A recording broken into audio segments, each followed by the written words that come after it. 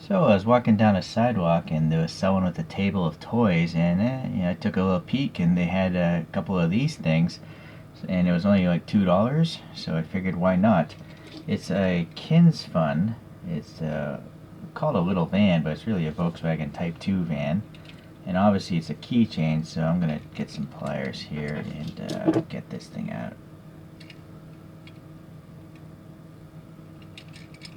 Alright, so alright, it is no longer a keychain. So I like these tuned cars, as you see. I'm trying to get a bunch of them. Well, I'm not trying to, it's just I compulsively buy them. Let's take a look at this guy, though.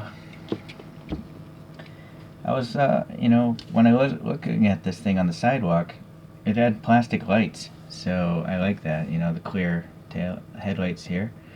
And it looks like a Type 2 van to me.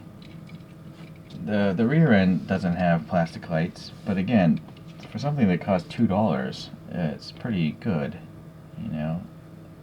Beyond the fact that it also has all this extra printing going on here. So, and they're not decals; they're tampo prints.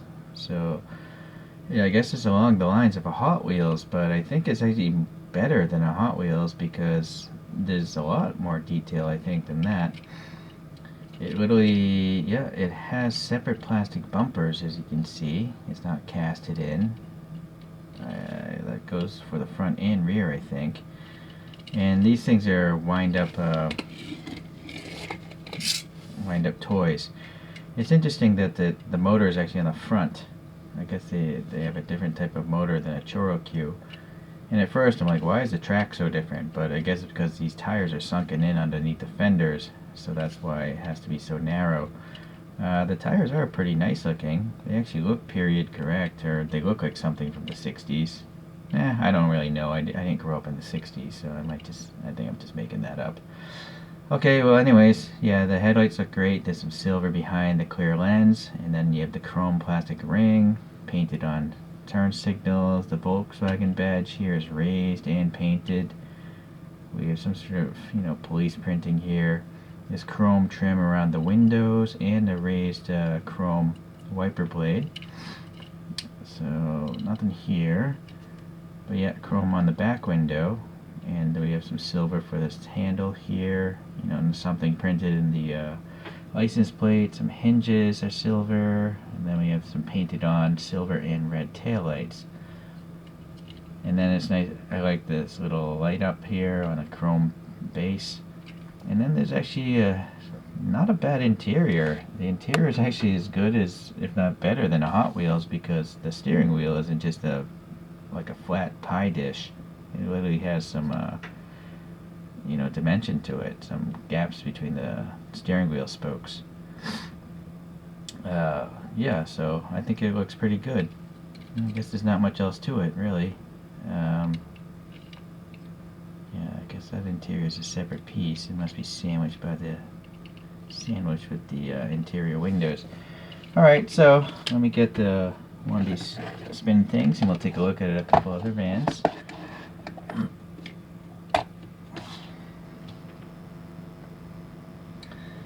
I guess we should start with the 1/64 scale vans. So here's a TLV Town Ace. That's an old classic van nowadays. Here's a TLV High Ace, an older generation High Ace. And then this next one's by M2 Machines. It's a 65 Ford Econoline. And that's probably the closest thing I have to this. I used to have a Greenlight T2 van, but it had a bunch of graphics scratched brand new out of the packaging, so I ended up selling it off. Okay.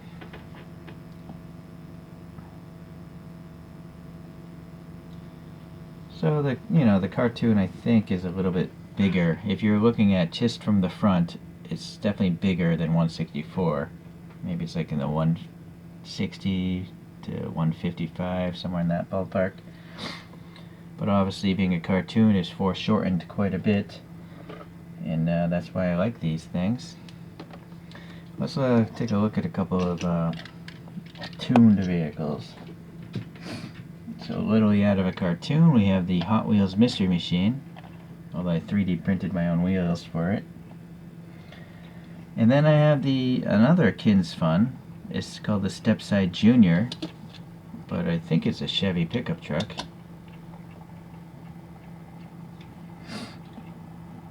Alright, and then the last one is by Tiny Q.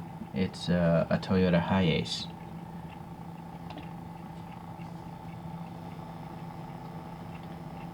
Alright, so now you can see, well, I would say these three are pretty much the same size. The Mystery Machine's a little bit longer, as you can see, but they definitely all look like they belong in a cartoon, so I think that's fine by me. Alright, so that's it for those comparisons. Let's let this guy spin here in front of its photo again. I 3D printed out that Stormtrooper, some sort of free file online, and I shrank it down. So, really, Kinsfun, I think they're doing a good job. I guess I overpaid for this pickup truck. I think I paid like $3 for this one. But it's still a pretty cool model, a toy for $3. But if this is $2, then I guess I got ripped off. But I guess getting ripped off $1 is not going to kill me. Right. I do see these on like AliExpress for like $5, so that's why I feel like I still got a good deal. But if you're, if you're on vacation or something, you might want to look into a gift shop, because I have a suspicion this is the type of toy you'd see at like a gift shop or a souvenir store, that kind of thing. I kind of wish that Kinsfun made some more. I don't know if they make any other cartoon-like vehicles, but hopefully they will in the future, because they're a great value, it seems. So, alright guys, stay tuned until the next one. Thanks.